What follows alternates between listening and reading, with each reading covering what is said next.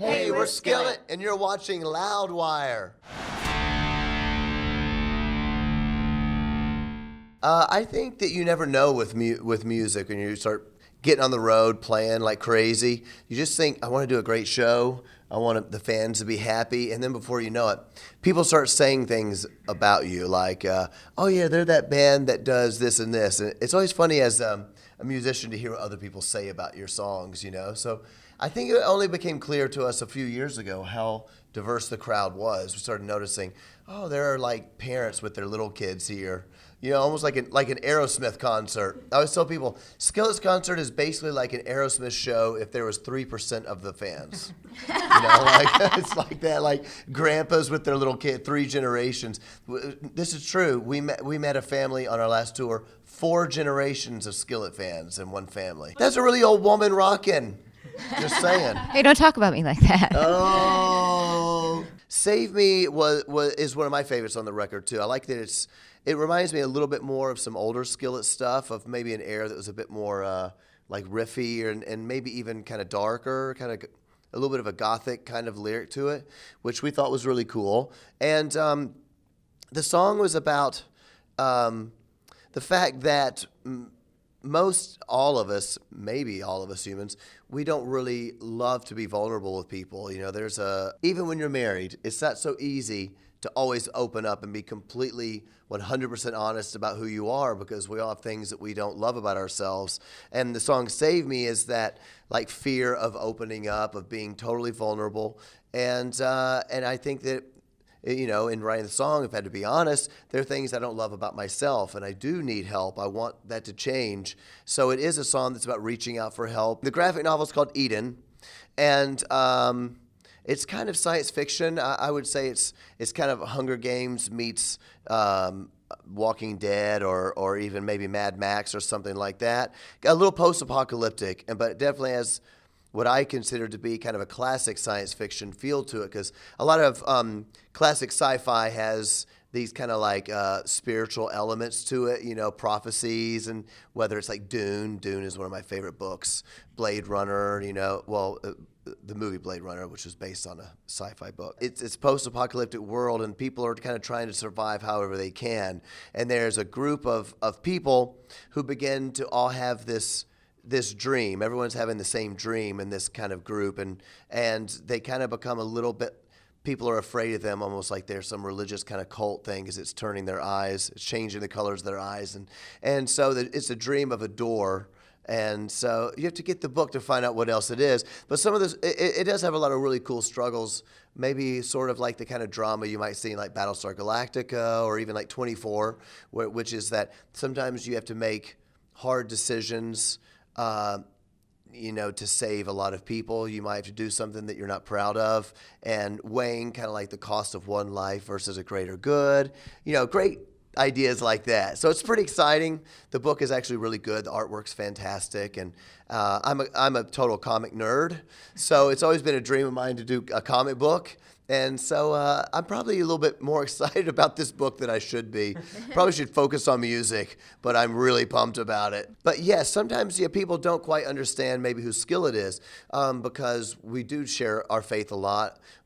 Most of our songs are about either our faith or loosely about our faith, or even just singing about things in life, but through, you know, a prism of our worldview and our experience, which I think for me is kind of what great art is. Great art to me in music is writing something you believe in, whether that is religious or anti-religious or anti-political or anarchy, whatever it may be. It needs to be something genuine. And so we write a lot about our faith, and we talk about that in interviews and on stage.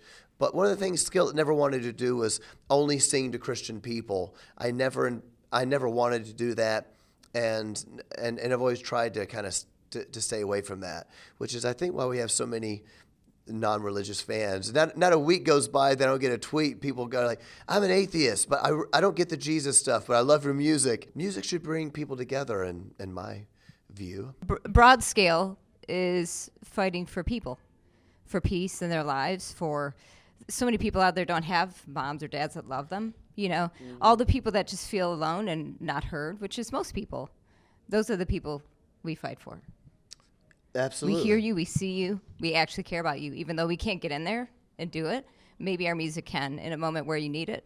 You can hear the love coming your way. Can you feel the love Totally. tonight? That's exactly how you would Yeah, say it too. but it's very much like family, and I think that probably from all the stuff on social media, us hanging out, having meals together, or one of my favorite memories from tour was our band and my kids playing Foursquare with Korey Taylor and Hailstorm on this tour we were on, and I remember, Korey Taylor was like, it's like the drug of choice of this tour is Foursquare. Everybody's addicted to it, and it was really fun.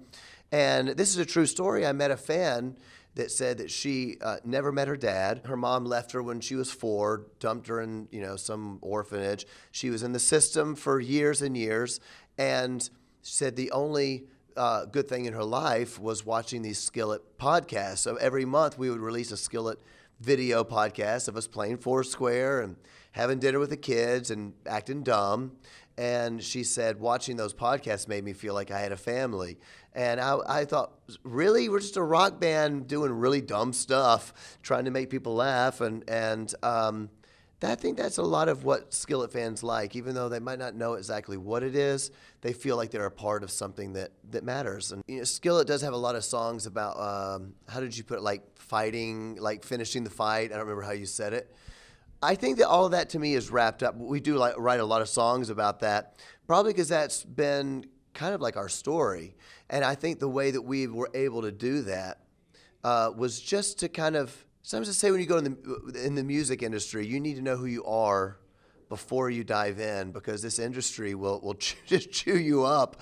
I mean, the things that you will find yourself living for is really dark. And people, it's all the bands that I've toured with on now that they have all gotten clean and sober, and they're like, they used to be the hardcore into drugs, and then they stay away from it. They're telling all the young bands, stay away from it. It's not actually about sex, drugs, rock and roll. It's about rock and roll, and if you get into that lifestyle, then it's going to end really poorly. And I think for us, it was just knowing who we are. I want to be proud of who I am. Yeah. That's what I'm trying to say. And if I do what they say and sell a whole bunch of records and get really famous, will I actually be proud of what I've done, or will I just say, man, I wish I could just have done it my way? Life isn't always going to be great, and you're going to have to fight.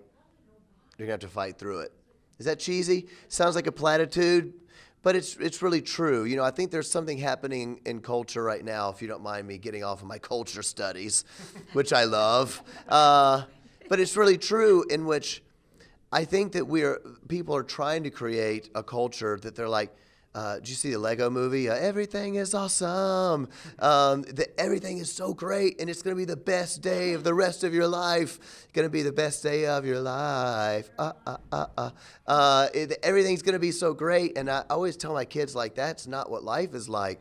I can appreciate the positivity of it all, but there's this like, you're beautiful and you are amazing just the way you are. And I tell my kids, you're not.